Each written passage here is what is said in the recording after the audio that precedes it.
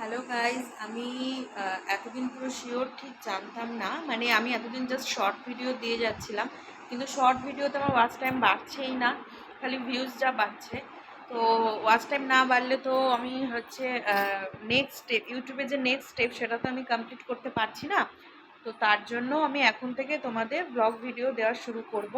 তোমরা যেভাবে আমার শর্ট ভিডিওটাকে লাইক করছো, আমার পাশে থাকছো, সেভাবে ব্লগ ভিডিওটাকেও লাইক করো।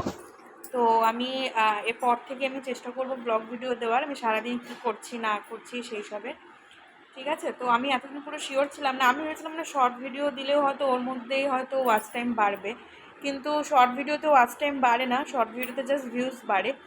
তো আমার 4,000 ঘন্টা কমপ্লিট করতে হবে, 4,000 ঘন্টা ওয়াচ টাইম ওটা কমপ্লিট করতে হবে, তা নাহলে আমি নেক্সট স্টেপে এগোতে পারছি না। তো আমি এখন থেকে ব্লগ ভিডিও দেওয়া শুরু করব, যেভাবে শর্ট ভিডিও লাইক করছো সেভাবে ব্লগ ভিডিও লাইক